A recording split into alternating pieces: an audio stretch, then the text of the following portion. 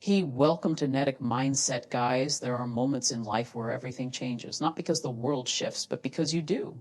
Sometimes it's not a big event that wakes you up. Sometimes it's just cleaning a toilet in a prison. A friend of mine, she spent years drowning in alcohol and drugs. She threw her life away piece by piece until one day, standing there, scrubbing the toilet of the prison warden, she flushed it and thought to herself, if I stop doing drugs, I'll never have to clean a warden's toilet again. That was it. No therapy session, no motivational seminar, no family intervention, just one ordinary moment that became extraordinary because her mind finally opened. From that day to this day, she's never touched another drug. She stopped drinking. She cut off everyone who tried to pull her back into that life. And while some of her old friends are now either dead or locked away, she's still clean 21 years later, all because she's deciding, this is the last toilet I'm going to scrub for someone who controls my life. We all have those moments. Sometimes they happen when life gets so bad you can't ignore it anymore. Sometimes it's a small spark that changes the whole direction of your life. I had one of those moments too. I was 10 years old working with my mother on Miami Beach. She cooked for wealthy families. And at the end of each night, they'd kindly say, whatever's left over, you can take home to your children. That was our dinner, the leftovers. I remember looking around those big, beautiful houses and saying to my mother, Mom, one day I'm going to buy you a house like this. She just smiled, but that day something in me shifted.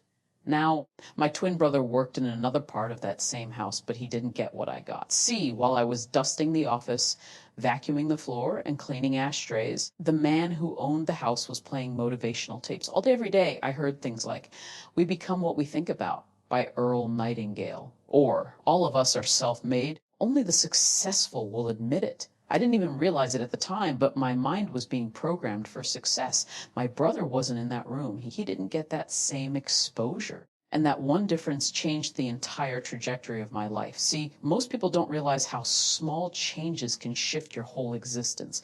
But here's the truth. If you don't take control of your mind, something else will. Your life is either programmed by design or by default. And most people are living by default. They're running on loops, repeating the same bad habits, stuck in patterns they hate but can't break because they don't know how. That's why so many people are lost in addiction, not just to drugs or alcohol, but to distraction. They're wasting hours on video games, social media, pornography, scrolling, binging, and they hate themselves for it. But when they try to change, they fail because they aim too big, too fast. They try to go from 4 hours of gaming to 0 overnight. And when they fail, they get cynical. They beat themselves up. They think they're useless.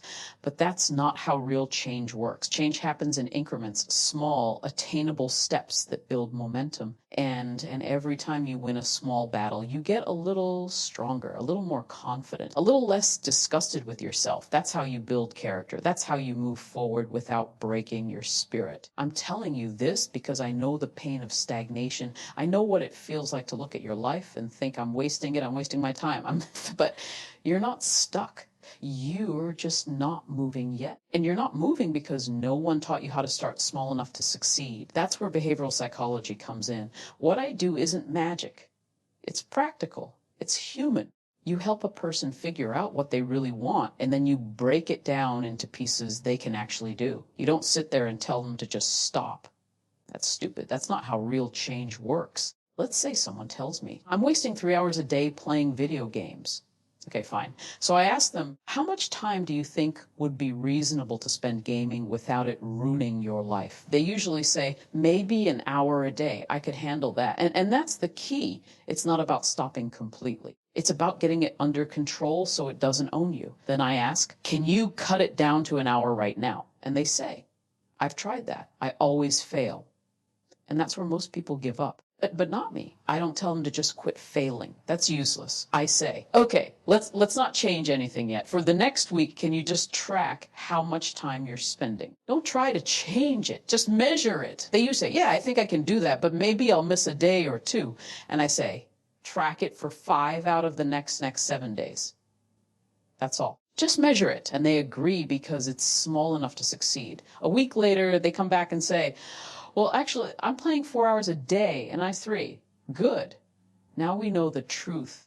You're not avoiding it anymore. You've looked at the data. That's a win. Then I ask, do you think you could cut it down to 3.5 hours a day? And sometimes they say, No, too weak for that. So I break it down smaller. Okay, how about this? 2 out of the next 7 days, can you play only 3 hours? Not every day, just 2 days. And usually they think about it and say, yeah, I can do that. And that's exactly what you want. They agree to something they can actually accomplish. Next week, they come back and say, I did 3 hours a day for 3 days, and the rest were 4 hours. You don't beat them up over it. I celebrate that win. That's a 12.5% improvement in 1 week. That's 1/8 of the problem gone already. People don't usually see it that way because they're still stuck in the old mindset of perfection or failure. They say, well, I'm still wasting too much time.